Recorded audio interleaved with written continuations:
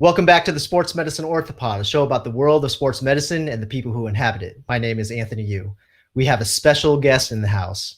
To his community in Fresno, California, he's known as Mr. Jonathan Clark, a high school teacher and track coach. But to the world, he's known as Jay Clark the Jumper, a professional slam dunk superstar. Jay Clark, welcome to the show.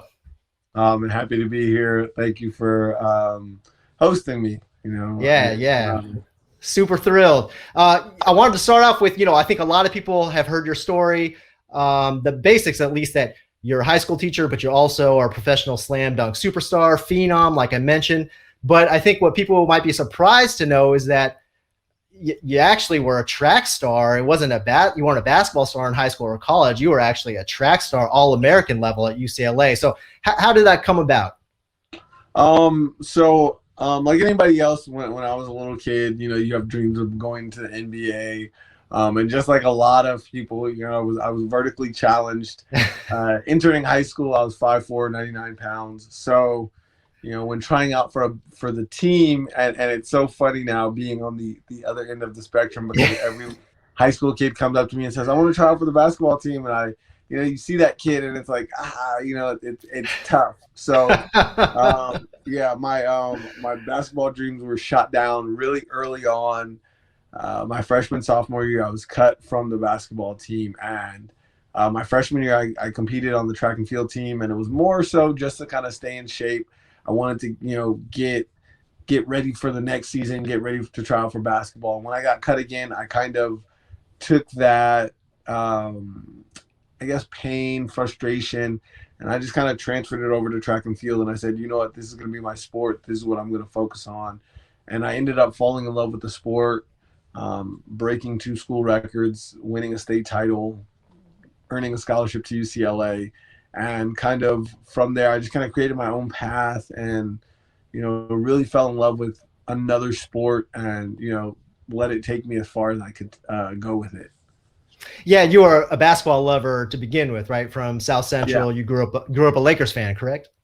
Definitely, all the way. Still bleed. Yeah. Purple, still bleeding the purple and gold. Yeah. When did you realize that you could jump out the gym? I've always had an ability to jump. I've always enjoyed jumping. I've loved to jump, and I was kind of good at it. I think, my sophomore year, I definitely started to kind of hone in on my skills and really start to take it serious.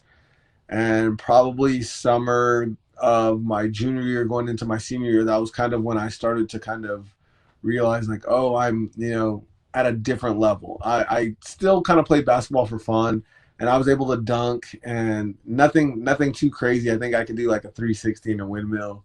But I didn't take any. All right, that sounds crazy, man. You're a high schooler throwing down a 360. To the rest of the humans, that sounds crazy. So like I always had the jumping ability. I think when I was finished with track and field, so in 2012 I went to the Olympic trials and was training in hopes of making the Olympic team. And unfortunately, I didn't make the team.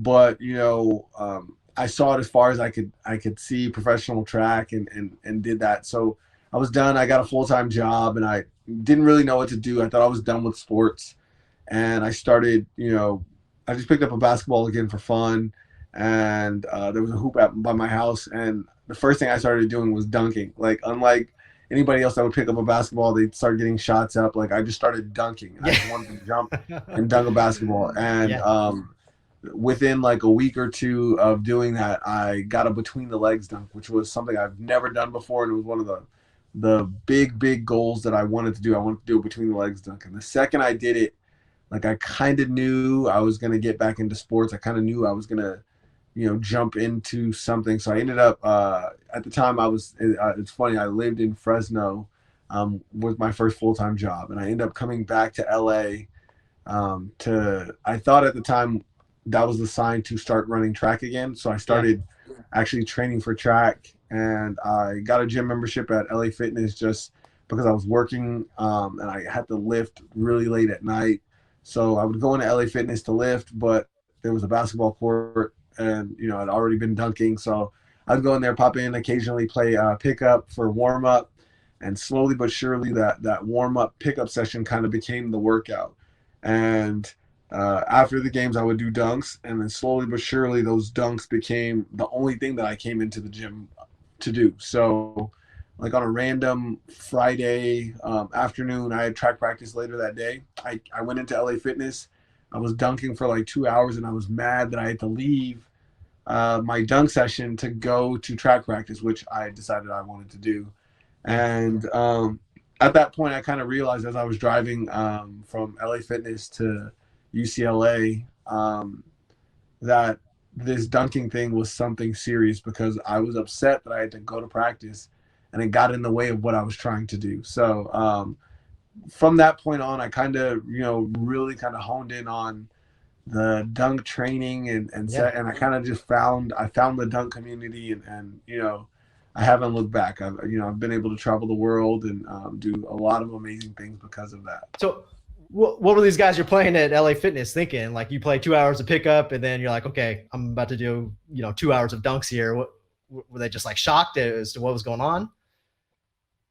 It was actually pretty supportive. The guys that would the regulars, at least, they got to see the process of me working on developing my dunk package and learning dunks, because at that time, especially 2013, 2014 ish, when I really started this dunk thing, like I didn't have a big package. I didn't do so. It was like everything was like brand new. Everything was like raw, and if I remember I was working on trying to get my first double up, which is a between the legs dunk over somebody. And a lot of times they'd be there like, oh yeah, I'll hold it for you, and you got this, you got this. I Yeah. a bunch of times when they felt like they were a part of the process. So I Yeah. mean, it was kind of awesome to have that sense of community locally to kind of pursue my own ambitions. Sure, sure. And you kind of mentioned it. You had a setback in high school trying to make the basketball team and not making the Olympic trials. And for the audience, I mentioned at the top, you're no slouch when it comes to track. I mean, not only were you on scholarship at UCLA, but you were a two-time All-American. So it's not like you're just some guy off the street who just showed up to Oregon at the Olympic trials. But how much did you use those, what I think most people would consider to be minor setbacks, but for you, a high-level athlete, that was probably hard to deal with at those times. How much of that motivated you to kind of, really get into this dunking thing full force? I think for me, it was kind of being really flexible in my process to achieve my goals, because my goals are pretty open-ended, if you will. Like, I wanted to travel the world. I wanted to be a professional athlete. At first, I thought it was going to be through basketball, and when I was in high school, when that was kind of shattered, it was like, okay, track could be the avenue, and like I enjoy track and field. Track is not a sport where you do track to financially secure yourself and your family. Sure. I truly love track and field, so it was like I was all in with that. And then when the dunking thing kind of came in, it was kind of just the next step. And I wasn't doing it for the I want to be this super rich person, but I started getting paid to travel and compete. Yeah. And I kind of like that. So I think for me, like, looking at the failure has always been kind of a prerequisite to success. And as weird as that sounds, like, failure is like one of the main ingredients in success. So if you're trying to do something and you're not failing, you're probably not where you need to be to get to that level. You're going to always have some sort of setback. And for me, it was just kind of like, I've had those setbacks, and it was like, oh, okay, it's all good. It's part of the process. I'm moving along to whatever I need to, and in a way, that kind of keeps me level headed, and kind of keeps me able to kind of push through any adversity that I challenge that I'm challenged with. Yeah, yeah. So you mentioned this is kind of early, mid 20 teens. you start getting paid for these dunk competitions. What was that like in the early going? Were these very organized events, or I'm sure it's come a long way over the last decade, but what was that like when you were first getting into that? Oh, definitely.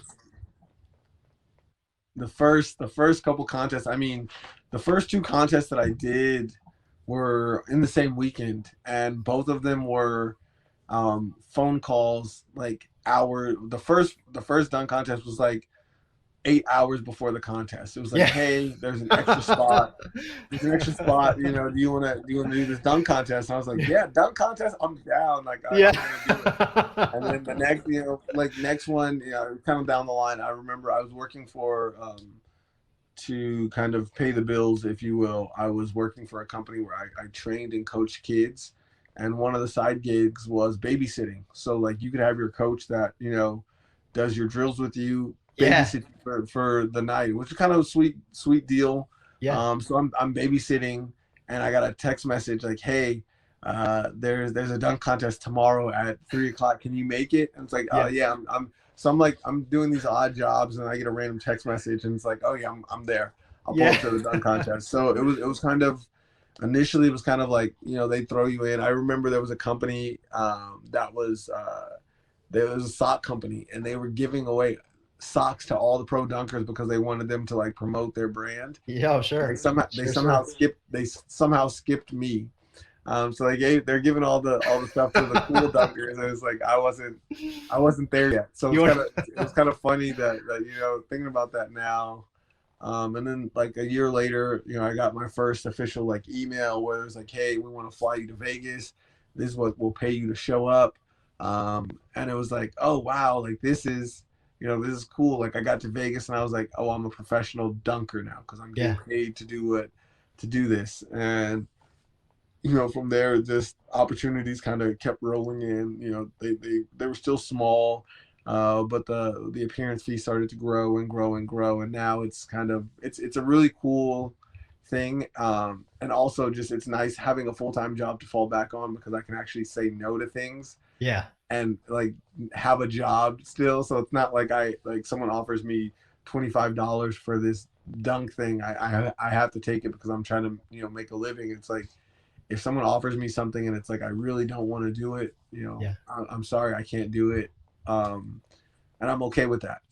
So yeah, it's been a process, but I'm really in a great spot, and I'm blessed to be where I'm at, and gonna keep enjoying it as long as I Yeah. can. Were you always thinking in the back of your mind you were going to get into education? What motivated you to become a teacher? So initially when I finished college and I kind of was doing the track thing. So when I went to in 2012 when I graduated, I was going through training for the trials. I was actually a volunteer assistant coach at UCLA, Okay. and I wanted to get into coaching. I wanted to be a professional or a collegiate coach. And after the trials, I kind of went and got a full-time job. And then when I came back to train, I accepted the VAC again. So I did 2 years of volunteer assistant coaching at UCLA. And I decided like, okay, for a career, I'm going to coach. I'll be able to still travel. I can kind of stay involved in sports. Like this is what I want to do. So um, coincidentally, FPU had an online program that allowed me to travel and still pursue my master's degree in kinesiology. They had three Uh-huh. emphases. The first one was coaching, the next one was physical education, and I forget the third one. But I initially wanted to go in for coaching, and at while all of this is happening, there was a tryout for the Harlem Globetrotters. I made the Harlem Globetrotters. Tore my ACL, recovered from that, and we'll get into that. But Yeah, yeah. so like when I started school and I started the team at the same time. So I'm on the road and I'm doing assignments and doing things. And I finished my year with the Globetrotters. It was time to kind of renew my contract, and I didn't like where I was at, so I kind of like played hardball. That backfired. So my time with the Globetrotters was very like short lived. Yeah. So I needed a job, and getting a substitute teaching. Becoming a substitute teacher was kind of like the easiest thing to do, and it gave me flexibility to kind of figure out what I wanted to do. So initially I was like, all right, I'll become a sub because I can do that whenever I need to, and I can train whenever I need to. Like, this works out perfectly. And the first day I stepped onto a high school campus, I was kind of hooked. By lunch, I went to the parking lot. I called my wife. I was like, yeah, I think I'm gonna be a high school teacher, and I'm gonna coach track. And I got my emphasis, switched to physical education, and the second I graduated from FPU, I actually enrolled myself in Fresno State to get my teaching credential, and kind of didn't look back. Yeah, and you are new to this job at Bullard High, but previously you were teaching science, kind of waiting for a PE job to open up because that was kind of your thing. But there's a lot of great videos of you at the middle school level, putting on shows for the kids. Like, what is that like? You're the teacher, you're an authority figure. I mean, you're a science teacher, like middle school science teacher. So like, that's legit. But at the same time, you are, and we'll get into kind of your social media stardom, but you are a, sort of known figure, a celebrity of sorts. What is that like, balancing that, especially, with your students? Yeah. So at first it was, I wouldn't say tough. It was probably self-proclaimed tough because I was adamant about keeping them separate, and I didn't like when kids, referred to me as Jay Clark the Jumper. Yeah. I really wanted to earn that respect as a teacher because I had worked hard to get to that level. You're like, hey, that's Mr. Jay Clark the Jumper. So yeah, it was tough at first, but then I think as I became more comfortable being a teacher, I was more comfortable letting my personality show in the classroom.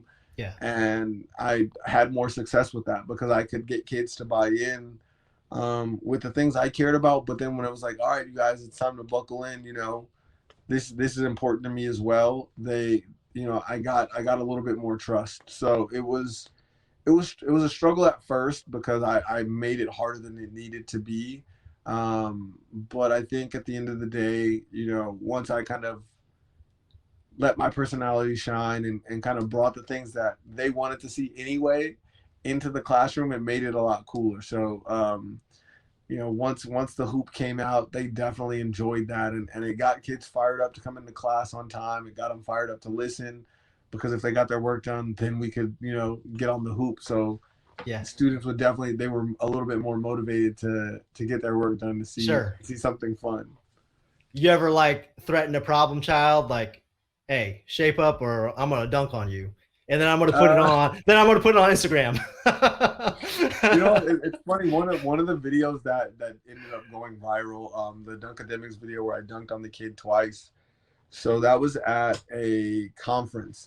Every year, Clovis North puts on a middle school conference for African American students, and this kid came in. And before we do the dunking and all the cool stuff that I do at lunch, there's a panel, and like professionals sit on the panel, and kids can go talk to respective careers.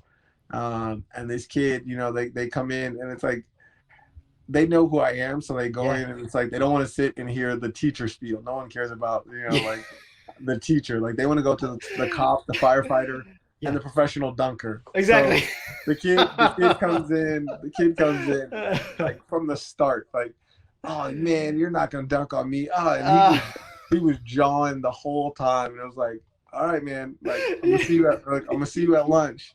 Yeah. So it's like those kids I don't feel as bad. It's like, all right, I'll see you at lunch, and I for sure saw him at lunch, and we had a good time. Another one was one of my students, because Clovis North is Granite Ridge Intermediate and Clovis North High School on the same campus. Right. At lunch, a lot of my former students will come back on the Granite Ridge side to hang out in my classroom. So one of the kids, he was a troublemaker when he was in 8th grade.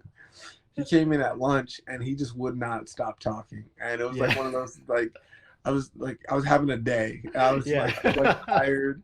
I was a little irritated, and he just wouldn't stop like acting crazy. I was Yeah. like, you know what? You know what? I was like, yo, get under the rim for a second. Yeah. And, You're like, and then, stand right yeah, here. there was a couple of his friends there, and I was like, you guys can pull out your phones. I'm okay with Yeah. it. It was like that was the first time I like went full speed on Yeah. a kid, and it was funny. It was fun, and you know he wasn't hurt, so it was all good. But Well, now you're entering the high school realm, so there's going to yeah. be countless victims for the future. Oh, so I've already started making a list Yeah, you're just like, on this campus. dude. There's a bunch of kids that just walk by like they don't know me. Like Right. I obviously assume they know who I am, but they don't know Yeah. me. So it's just like, oh yeah, you can't dunk on me. I'm gonna dunk on Yeah. you. It's like already I've had 5 kids. I was like, okay, I was like, all right. You're First like, pep all rally right, that we Josh, have. It's like, Sam. that kid, so it should be fun. And they're older, so I don't feel as Oh bad. yeah. They can take some humiliation. Definitely. Let's rewind a little bit. So you mentioned you tore your ACL. How and when did that happen? So this happened. This all happened. I want to say this was like 2015, 2016. So I had probably a year, 2 at the most as a professional dunker, and I'm kind of like starting to get my bearing, and I'm starting to get good at this thing and starting to figure it out. So I went to a celebrity game in Venice Beach, and not the best circumstances, not the best production. So we were kind of like we dunked. The dunk contest was supposed to happen after the game, so I was there just dunking in the game, just kind of trying to stay loose. And then I sat down for like a good 30 minutes, and then they did a dance performance.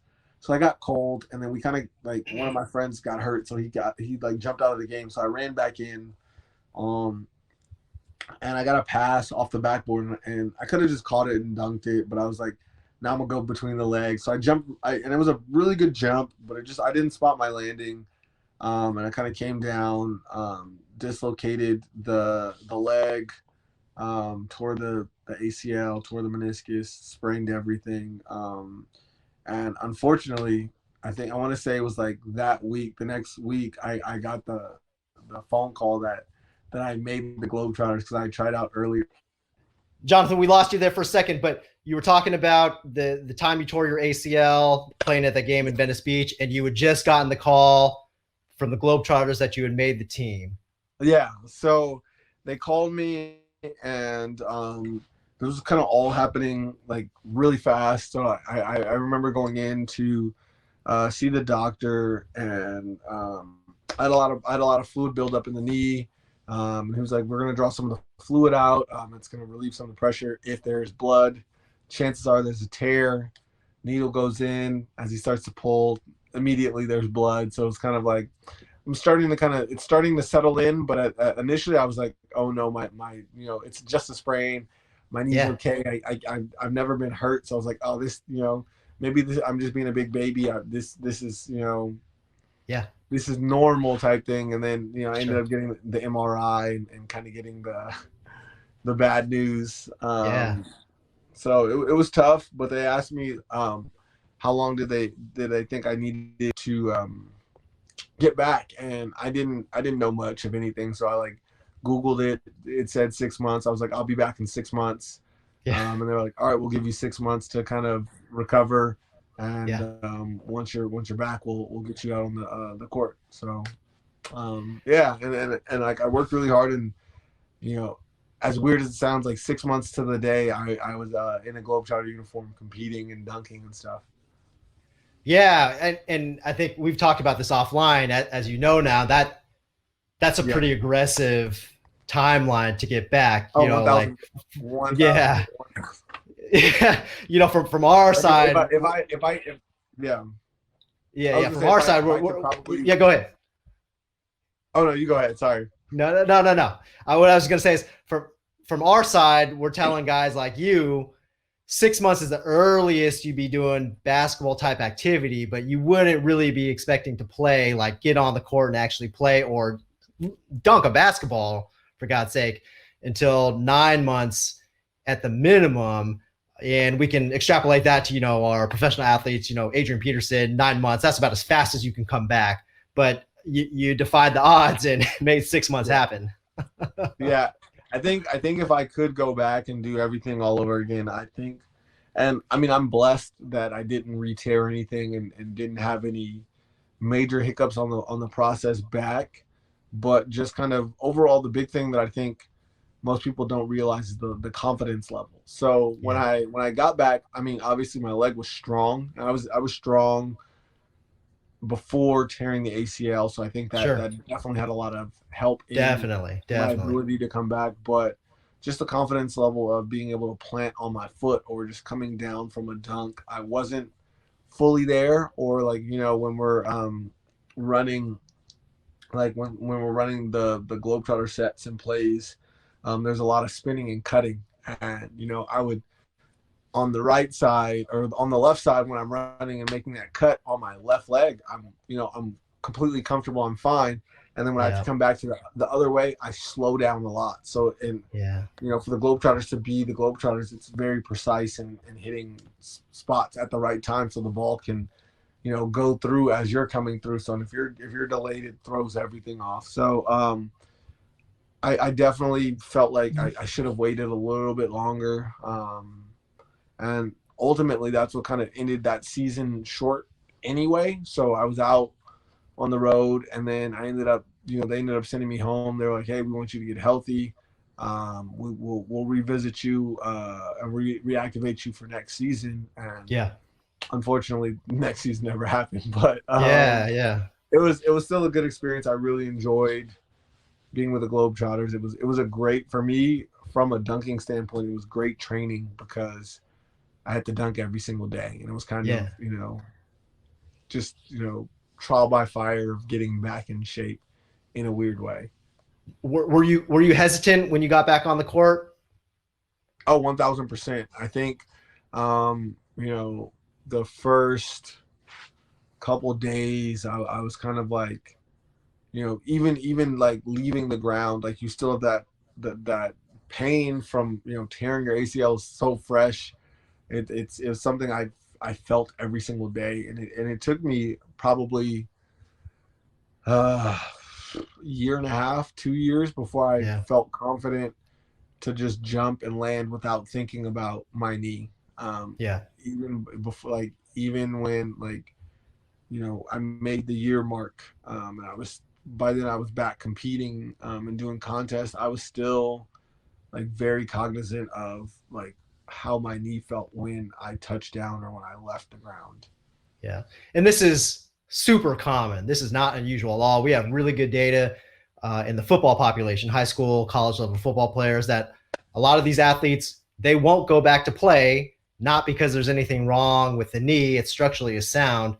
It's psychologically, they are just afraid. And there's nothing wrong with that. It's just human nature. And, mental health is a huge thing right now. And for sure, it plays a big role in terms of ACL recovery. And so it's great that you were able to push beyond that. And, here you are still dunking and, making TV appearances and this, that.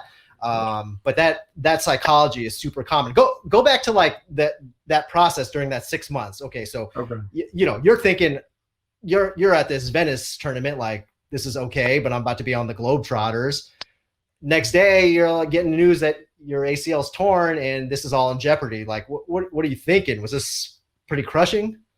Yeah. So I mean, at that whole week of kind of like waiting to see if the sprain was a sprain or if it was a tear, was it was funny. I think I probably bought like 5 or 6 different knee braces to find Yeah. one that would like give me Yeah. the magical Yeah. cure of like, okay, once I put this one on, now it Yeah. doesn't. I'm Now good. my knee is not on fire anymore. Right. And I think that was kind of once everything set in, and it's kind of funny psychologically. Like my knee didn't hurt that much, but the day after I got the news that it was officially torn and I knew it was torn, like I Yeah. woke up the next day in so much pain because I Yeah. think I was kind of like trying to shield out that this Sure. is like really like hurt, and I was like, Yeah.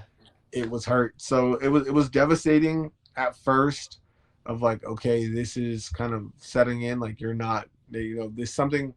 especially from a psychological standpoint of being cut from basketball teams to finally making a team and making a professional team. It was it was very like, I was nervous going to the tryout because, you know, my last two experiences trying out for a basketball team weren't the best. Yeah. So, you know, leaving New Jersey, that's where we tried out. I left so confident that I did everything in my power to make the team, and I thought I had a good shot. So it was kind of like, it was almost like getting cut again. It was like devastating. But at the same time, like once I processed that, you know, I sat and talked to the orthopedic surgeon and was like, all right, what are my options? What is my plan? What is the likelihood of me coming back to play basketball and kind of doing that? And, you know, he sat down and kind of explained, you know, options, you know, certain graphs, and we kind of made a decision. And, you know, from there, I just kind of had to, you know, laser focus in on doing everything I could to make sure that I'm getting back to the best shape that I could be. Yeah. For the nerds in the audience, what kind of graft did you have? Patellar tendon. So I think for him, he talked about the three different grafts. So the hamstring, he told me, was probably the fastest in recovery. The patellar tendon, he said, was probably going to be the strongest and sturdiest. He recommended that one for jumping, and kind of what I did. He was like, you're probably going to want to put something in there that could take care of the demands of your body. And then the allograft, is that what it's called? For cadaver. The cadaver. So he was saying that's a great option, but he was like, sometimes the body doesn't take because it's not your body. So I didn't like the idea of taking a cadaver and putting that into me. And I honestly at first liked the idea of the hamstring, because I was like, I want to come back as fast as possible. But talking to the doctor, you know, I had to trust his judgment, because you know, he went to school, and I'm just at this time I'm just an athlete. So I was, I like to think I was a smart athlete, and I would trust the judgment of my doctor. So and it's worked out. You know, I tore my ACL, I want to say I was 24 maybe, and now I'm 32, and I've won international contest. Been able to travel the world. I mean, at 32, most guys don't jump the way I jump to begin with. So to do it with a torn ACL is a blessing. So yeah. And you made the right choice, and we know a lot even more now than just those few years ago when in the grand scheme of things, it wasn't that long ago when you had your ACL. We could talk about ACL grafts for like 5 hours, but long and the short of it is it's a question of durability. And patellar tendon has the best track record for durability, the lowest rate of re-tear. That is the choice for you. That's what Klay Thompson got. That's what Jamal Murray got. That's what Jay Clark the Jumper got.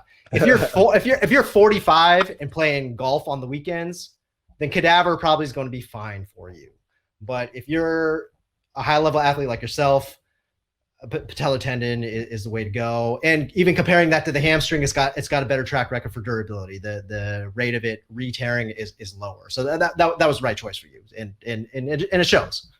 I'm glad I made the right choice. Last thing on the ACL, and then we'll end that topic. But you know, it's a long recovery for most people who are not superhuman.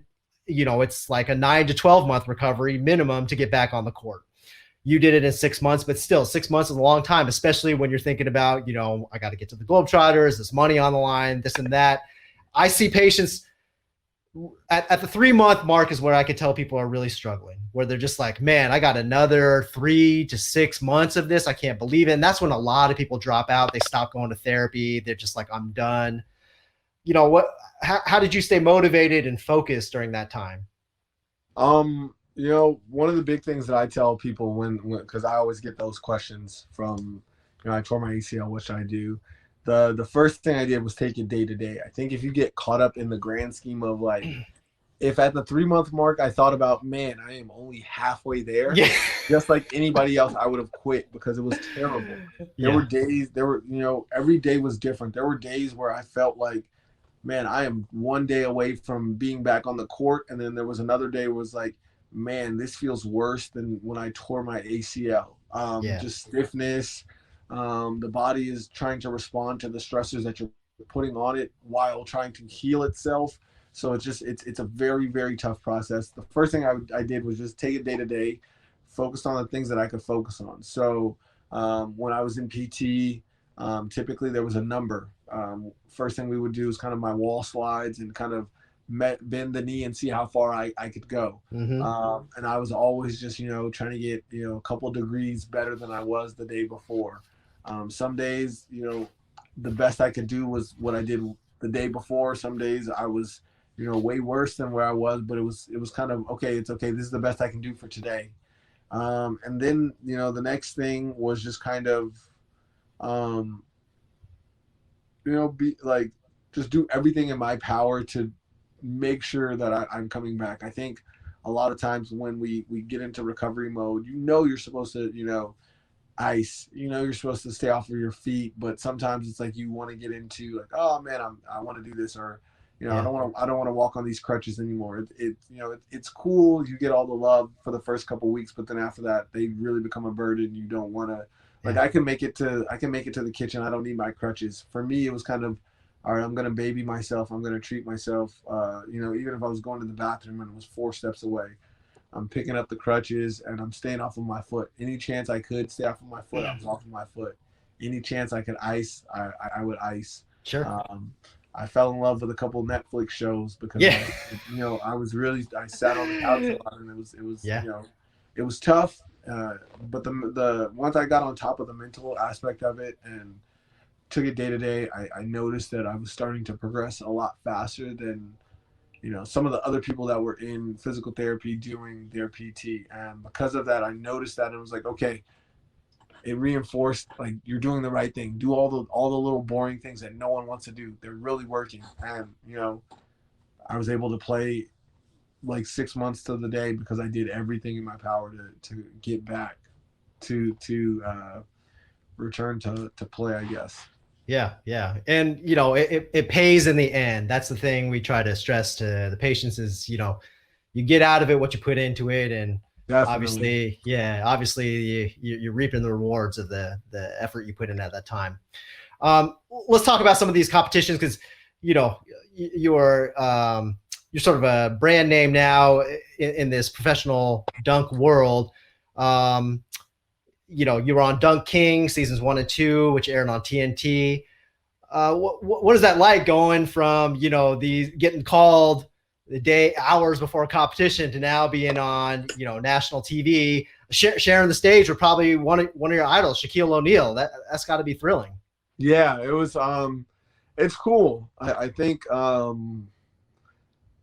first I would say, like, you see the backside of like the national TV stuff.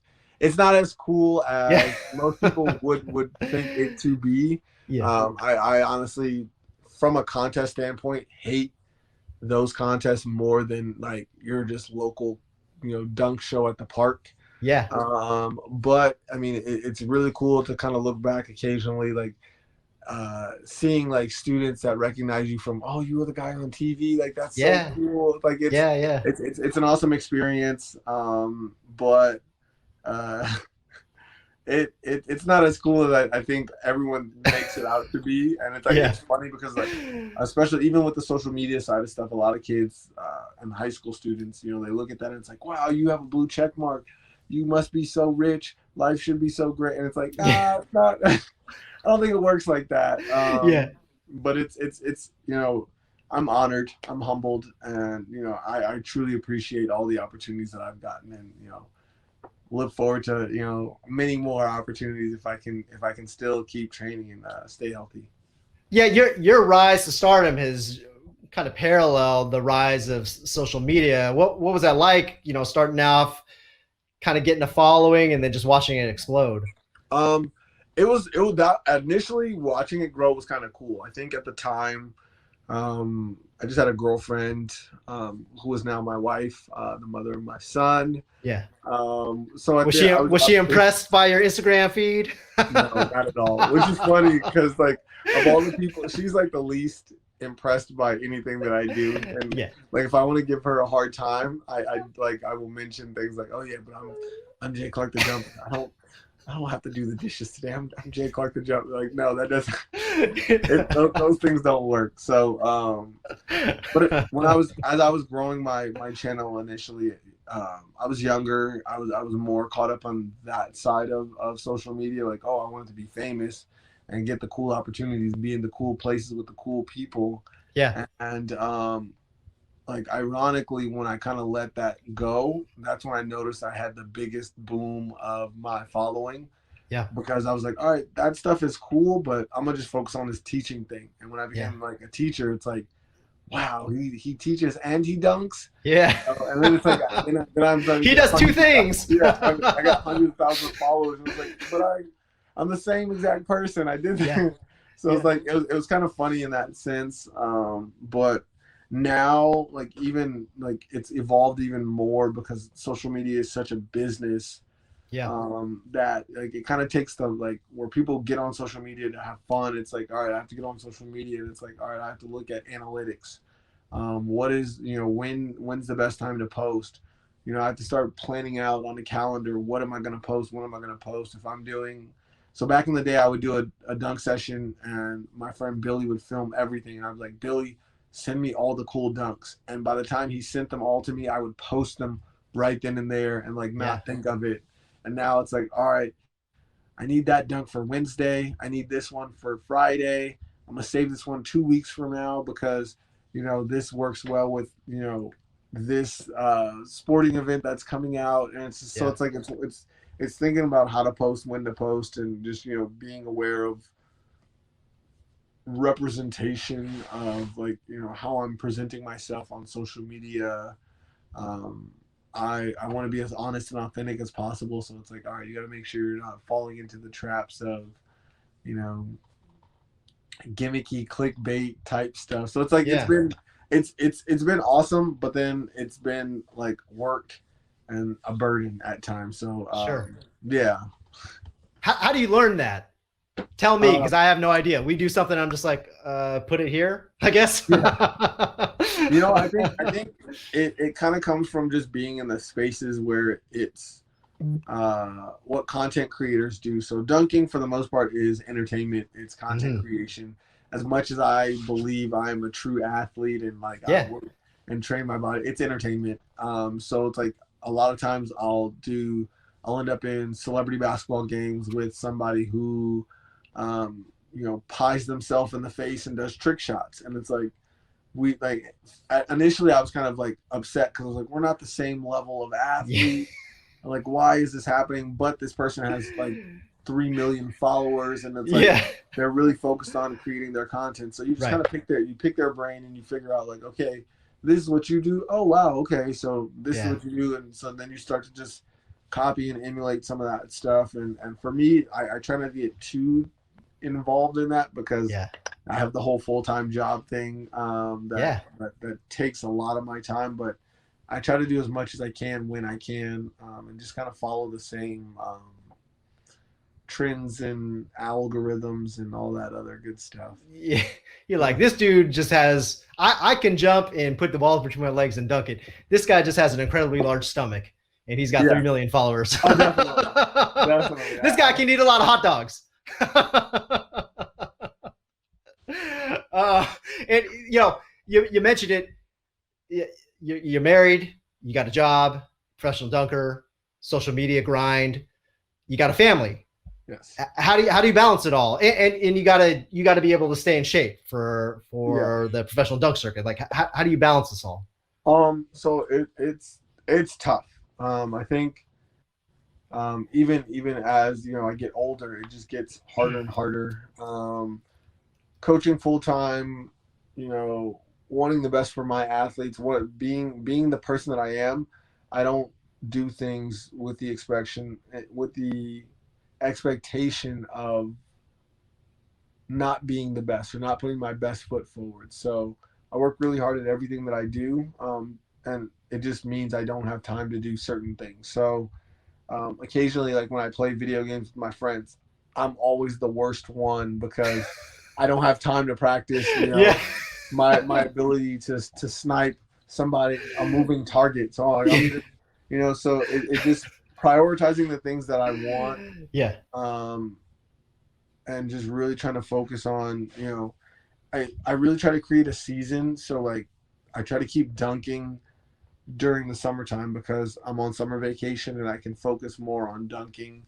And then when I start the school year, just I've done it too many times to know that I don't do well training while I start. So like try to end my season right as school starts. So right now I'm Mhm. like in the off season, which is nice because I can eat whatever I want. I can Yeah. I can stay up late and I'm not gonna stress out about, okay, I'm not getting enough sleep.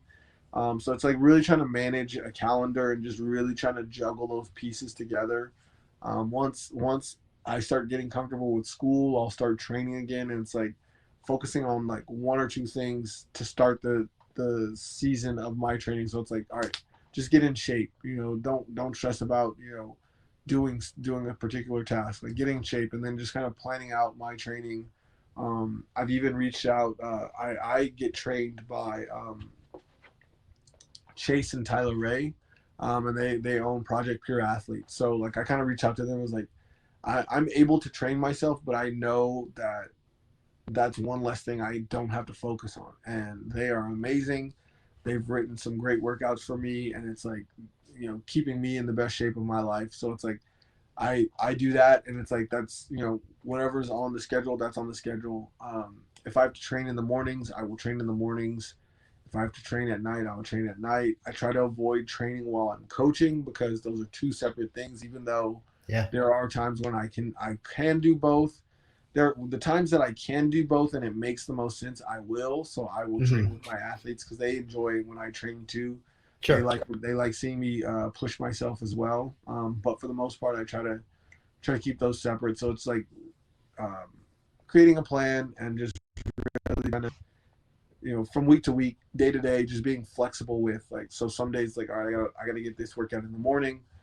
Um, some days I have to get this workout at night, and then just really focusing on when I'm in season or prepping to become in season. So like towards the end of the school year, Yeah. that's when I really start to dial in on my nutrition, dial in on my sleep, and then like when I'm in season, it's just kind of like I don't have school, so I get to be a little bit of selfish, and then just trying to stay in the best shape throughout the year, so I don't have to like get back into shape as well. I think that's kind of one of the Sure. things, like making it a lifestyle rather than like a chore. So it's like I eat healthy because that's what I do. So it's like when I have to eat really healthy, it's not like super Yeah. painful to do. It's like, okay, it's like, all right, I'm giving up a little bit of bread or I'm giving up my Right. French fries. It's not the end of Yeah. the world, thing. Yeah. It's not like you're going like 7 days of Chick-fil-A to just salads and Culture, yeah, and wheatgrass all of a sudden. yeah. So let's talk about this last summer. How many events did you attend? Did you participate in? Oh, so I ended up. It was funny because we've talked. Since then, it was what, Paris, Yeah. Salt Lake City, Florida, New York. I think Yeah. those were those. So I ended up going four different places this summer, which is one. I think it was probably one of the biggest summers that I've had Yeah. as a dunker. And when you consider that, we just came off of a whole pandemic, I think For that was kind sure. of like even more crazy that Yeah. I got so many opportunities. Yeah. Yeah. And so, yeah, I remember you were telling me Paris was a Jordan sponsored event, which has got to be pretty cool, right? You Yeah. get some gear at those Oh types yeah, of I events. got. Oh yeah, here we go. I can pull them out. I'll show the. Uh, so I'll get the third one right here. They're all over the place. So I ended up walking away with. I think I had another pair of shoes. I can't find them, but so they gave us these. These were kind of like the performance shoe. Yeah. Um, and then I got another pair of like another performance. These are the 35s. and then they gave us ones. So these were kind of like Oh, the cool dope. casual ones. The Yeah. one, so these are the K54, and that's kind of particular to the brand. Yeah. Uh, the tournament, and it has like the 5-4 on this one, so you can kind of see it. Yeah. But the one, so they have a friends and family shoe, that's super exclusive. Those are the ones that I said I wanted to get. Yeah. I actually didn't get them. I Oh, asked for them, oh yeah.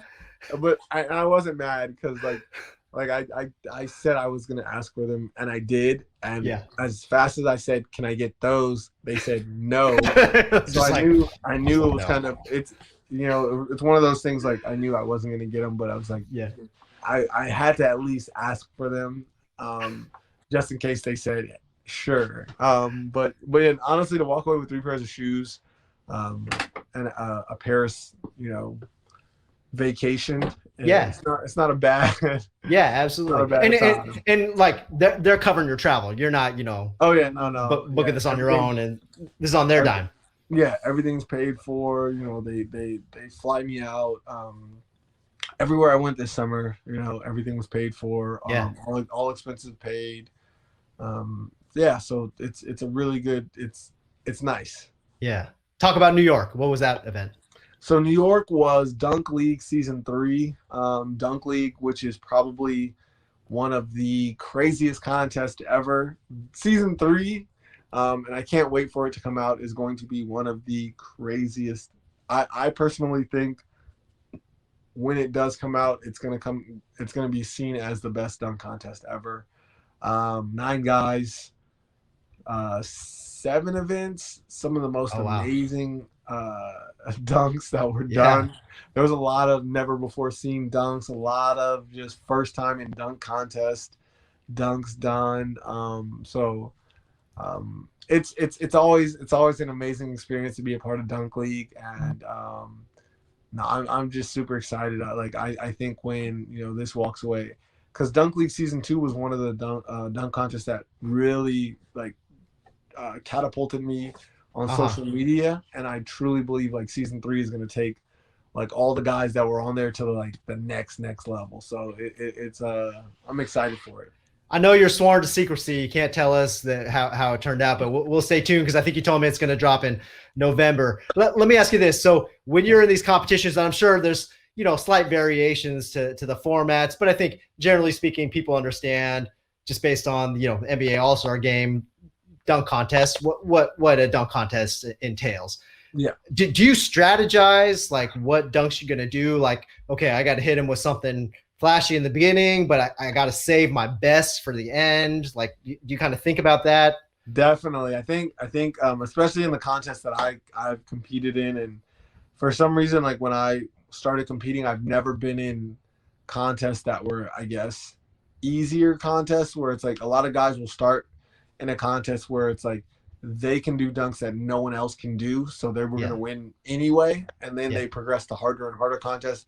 Like the first couple contests I was in were like international champions and like the best of the best. So I was like, I've had a lot of experience with that, and kind of seen how they did it, and I've played with all of those different styles.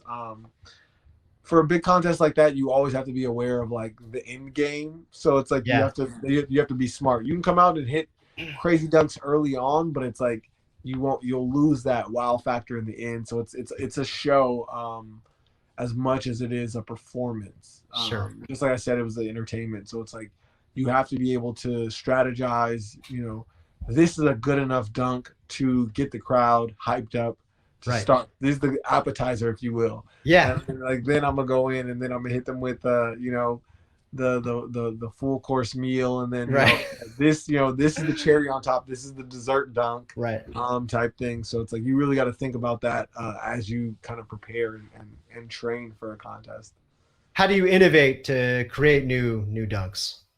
A lot of times I think I'll start on like a low rim, so I'll just lower the rim 7-8 feet, and just kind of have fun, and just like, all right, what would be really cool to do? And then I'm looking at different sports: ice skating, gymnastics, parkour, karate. I try to look at any and everything that has like really cool athletic elements, and it's like, how can I throw what I do into, or what someone else is doing into what I do, and make it work. And I think it's a process, and I think over time, and the cool thing is now people always want to be a part of the process. So I get hundreds of DMs like, hey, you should try this. Yeah. You should try to do a front flip over somebody, take the ball out of their hand, go between the legs 3 times, and then dunk it. And sometimes the ideas are actually like genuine and cool, and that, like, there's some that I've already thought of, and it's like, okay,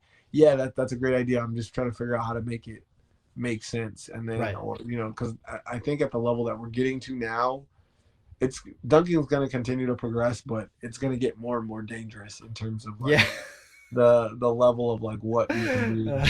So I think as I get older, I kind of like, all right, this is one I'm not going to do. This is, that's for the young guys, but just having fun with it, low rimming it, and then progressing it to bigger and bigger rims. Yeah, I'm gonna run with a sword in my hand. That's well another, and then we'll just see what happens. Yeah. The one I've seen, and I've seen it posted on social media, and I think some other interviews with you, is the double between the legs. Yeah. Crossing over twice. That's one you've been working on, and you've gotten it down, but I think up to this point, to my knowledge, you've not thrown it down in a competition. Is that one you continue to try to master? Yeah, so it's one that's one I'm going to continue. I think my legacy, when it's all said and done, I want to do that in a contest. The 360 double is also a big one, which is I've called it the impossible, and that's kind of the shirt to do the impossible. Those two are probably the ones that like I could see myself doing in a contest and saying, you know what, guys, I did what I needed to do. Take your shirt off, throw it to the ground. He's like, that's it. That's it. I'm done. So that's kind of been my motivational force to kind of keep going and keep persisting, because it's something that I truly believe like is possible. It's not one of those things that I'm saying just because it sounds good and it's like, you're building. Like, I really think I can do it. I really think people can do it, but I believe I can do it too. So it's like, I'm willing to put myself through everything to get it done, and want to get it done. So, I'm gonna keep working at it. Hopefully it's this year. I say that every year, but hopefully it's this year, so I can do what you said. I'm gonna take my shirt off. And exactly. I would love you just disappear like Kaiser Sose. He's just like, that's it. He's gone. He's gone. He's just out. How many dunks do you think you have in your bag? Like at any time, you just like rifle through them. Like, okay, I'll pull out this one. On any given day, I could probably throw down over 50 dunks.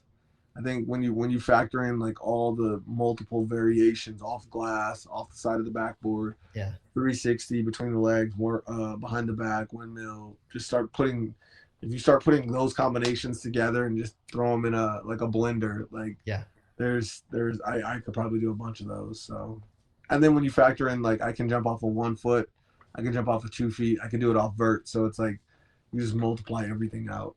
Sure. That's got to be incredibly fatiguing. I've seen some of the footage, and these are probably older competitions, some of the Dunkdemics videos. Like, you guys are throwing down like 20 dunks in probably a short period of time. Like, you must just get incredibly tired. Yeah. So I think as I get older, it's, just managing the amount of volume I jump in given sessions. So when I was 26, I would just go out and dunk for 3 hours straight, and it didn't matter. We'd play pickup for like 2 hours, and then I would dunk, and then we'd play some more pickup, and then I would dunk again. And I don't honestly, looking back at those times, like I don't know how I did it. But now it's like, all right, I will dunk, and then I'm taking 2 days off. Trying to recover. So it's been a little different. Does some of that depend on how your knee's feeling that day? Definitely. My knee, even though I had a full recovery, everything feels good, it's still a day-to-day thing. There's days where I wake up and I remember when I first tore it, and I would get, swelling and pain, Hmm. and like 2 days later it would rain, and I was like, oh, that's a real thing, like that Yeah. that really happens. Like I It's thought it was, talking to you.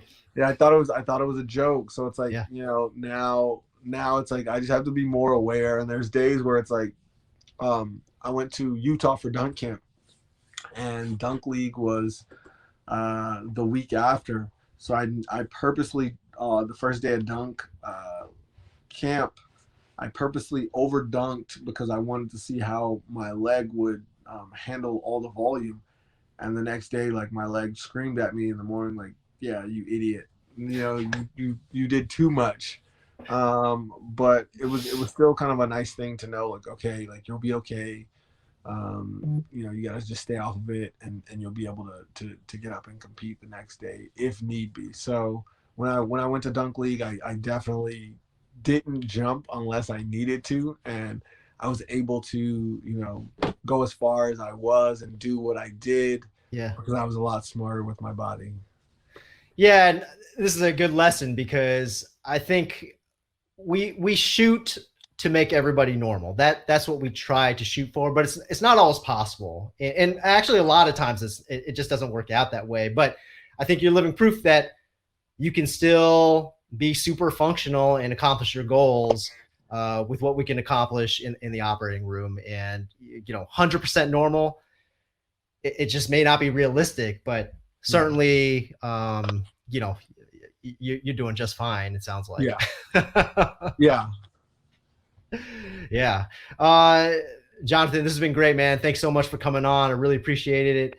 Can we do 5 questions with Jonathan Clark, Jay Clark, the jumper? Let's do All it. right, let's do it. Okay. Question number 1. Who is your favorite slam dunker of all time? Vince Carter. Hands down, Vince Carter Yeah. is number 1. Yeah. Yeah. And you said you had some sort of like little connection with him, right? On social media. He saw one of your dunks or something. Yeah. So I did a contest in Latvia, and in the contest I did one of Vince Carter's one of his signature dunks, the reverse 360 windmill, and I did it off vert.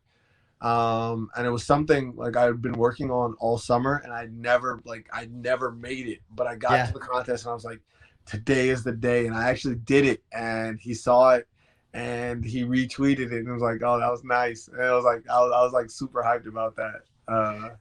So it's kind of cool. In that competition scenario, do you find that to be the case? Like the adrenaline's pumping, you're a little bit more juice, like you have a little bit more spring than you would when you're like training? Oh, definitely. So when I train, a lot of times if I'm like my training level of intensity is very different from competition level. Sure. So I don't have to hit all of my dunks all the time in training to know that I'll have them in competition. Yeah. But you do have to be at some close. Yeah. Like there are days where it's like I'm doing terrible, and it's like, okay, don't try that in the contest because it's not going to work. Right. There are times where it's like, oh man, I keep back rimming this. So it's like, okay, I know when I get to the contest, like it's gonna be there for me because I'm there. Just something is off right now. I need that edge. Right. But sometimes, yeah, for me, and I'm different because I will try dunks. Like we've talked about this. I have that little devil on my shoulder. Yeah, that's right. You can play it safe and win this contest, or you could try something crazy that no one's ever seen before and win, and then I miss the dunk and then I lose the contest. But like I'm happy to lose a contest trying something new and going out on my own. So. Yeah, you're doing it your way. You're like Tim Cup. He could have just dropped the ball, but he's got to hit it over the water 15 times. He lose the tournament, but he feels good about himself. Yes. What's your favorite? What's your personal favorite dunk, or do you have like a signature dunk that you just love the most of all of your kids that are that's probably how you feel about your dunks. They're like your little kids. Like which one's your favorite? Jonathan's wall is my favorite because it's something that I invented. I invented it season 1 of Dunk League actually, and it won me $1,000. So it's kind of like really cool at the time. Like I hadn't won $1,000 dunking yet, so it was like cool. Like I had cash, and it was something. It was dangerous, and it's kind of a staple now. It's something people always want to see when I'm in a contest, and typically it's an automatic, perfect score done correctly. And when I do it really well, it's such a good feeling. Yeah. Just like, it feels really good. Would describe that one to us. So Jonathan's Wall, it kind of spun off of, in the contest, it was a twist on a classic. So you take a classic dunk and you change it somehow to make it your own. Uh-huh. So I took John Wall when John Wall did the double up X. So John Wall jumped over the G-man and reverse dunked it. So what I did was I took 5 people across this way, and I jumped. So in order to jump them, I had to really kick my legs out and do a split over them. So what I did, so it was, the John Wall dunk. My name is Jonathan, and I was like, oh, that's Jonathan's Wall. So I just named it Jonathan's Wall, and I came down in the contest first time I attempted it, and I kicked the person on the end, like kicked them as hard as I could in the back of the head. And I was like so scared and so nervous. But the guy was like really hyped. He was like excited. He was like rubbing his head. He was like, "You got this." He's like, do it again. He's like, "Do it again." So like I was like really like nervous, but I ran. I grabbed it, reverse pumped it, dunked it really hard. I screamed. Everybody was hyped, and it was kind of funny because one of the guys who was in the wall, he came to me last week while we were at Dunk League Season 3. I was like, I didn't know that was your first time trying that. And I was like, oh, yeah. I was like, yeah, I've never done that before. So I was like, it was kind of cool.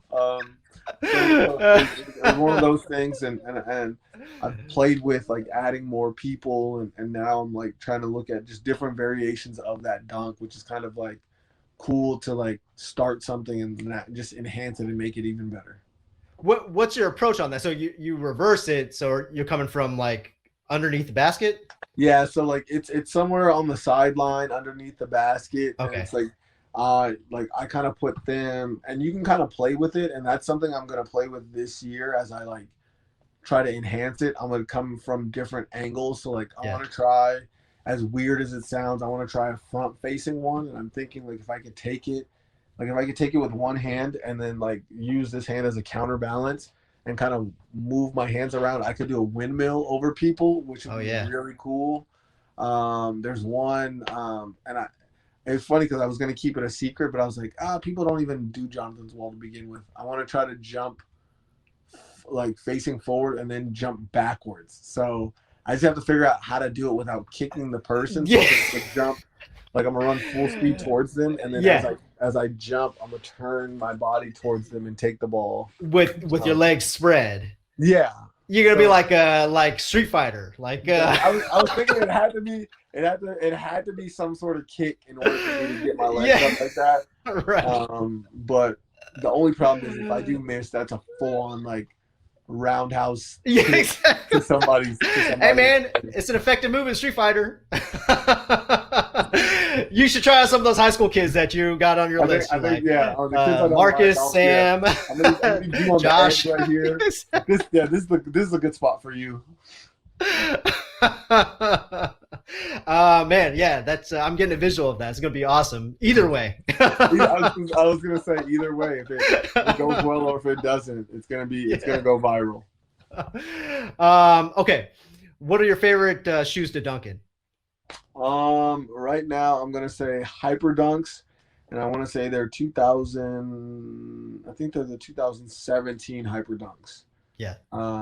When I first started competing in contests, that was kind of like I didn't get paid money. Like they would give me shoes, and that was kind of the shoe I really liked. Yeah. And when I started competing, even when I kind of like as the years passed, I would like try to go find them on eBay and buy those and compete in them. I just competed in like Dunk League. I wore Hyper Dunks, and for Dunk Camp, I dunked in the Hyper Dunks. Yeah. They're a lighter shoe, right? They're you probably prefer, I'm guessing, like a lighter shoe. You're probably not want to wear like LeBron shoes. Those are pretty heavy. I've tried to dunk in LeBron's, and it's like not not the most ideal situation. Yeah, those extra few ounces make a huge difference. I would imagine for you. Yes. Okay, you've traveled the world. We've mentioned Paris, New York, doing these various competitions. What's been one of your favorite locations? One you enjoy going back to over and over again? Utah, Salt Lake City, Utah has always been an amazing experience. Dunk camp. It's an environment where it's they call it Disneyland for dunkers. They've done it. We've done it 3 years. Yeah. Last year we did a virtual dunk camp, which was still fun.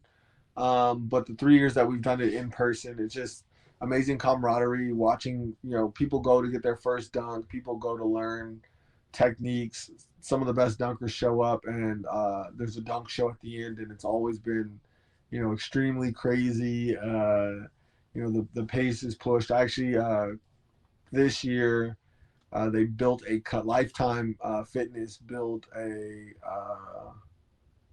or Lifetime Hoops built a custom rim that went up to 12 feet 5 inches. So we raised it to 11 feet, and I jumped from vertical stand 11 feet off vert, which is a world record. So that was really fun.